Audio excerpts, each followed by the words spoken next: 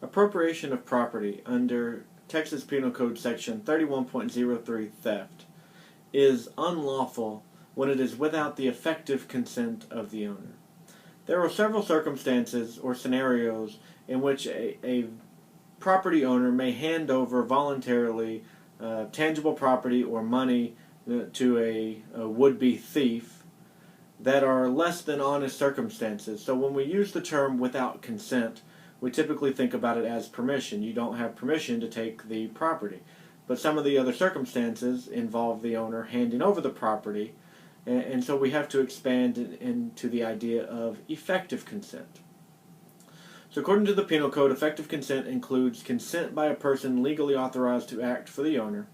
Consent is not effective if it is induced by deception or coercion, if it's given by a person the actor knows is not legally authorized to act for the owner.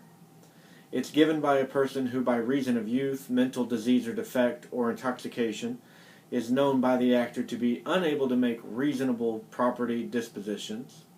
It's given solely to detect the commission of an offense, or given by the person who, by reason of advanced age, is known by the actor to have a diminished capacity to make informed or rational decisions about the reasonable disposition of property.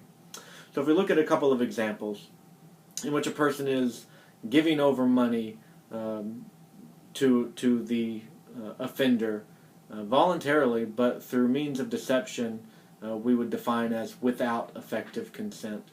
So we go into a Wild West saloon and we see a poker game taking place, in which the loser of the game is voluntarily allowing his money to be taken. But then we determine that the winner of that poker game is actually cheating, counting cards, using a marked deck, hiding cards in his sleeve, something along the lines. And we would change the scenario in which the willingness of the victim to hand over his money has changed. We would say that that is without effective consent. Had he known that deception was at play, he would not voluntarily give away his money. Another example we see is a relatively unique kind of idea is subsection D, which is given solely to detect the commission of an offense. And this refers back to common law in which trespass was a key element in theft statutes. So today, if we've got a sting operation designed to catch a thief in the action, we would not allow him to say, use as a defense that the owner of the property allowed him to take it, solely to detect that theft taking place. At common law, this would have been a defense to the offense because trespass was the required element. So if you left your store open or left your property around to be taken with the intent that it be taken, at common law that would not be a theft offense. Under modern statutes, it is. Another example of the lack of effective consent is when a person legally authorized to act for the owner gives away property.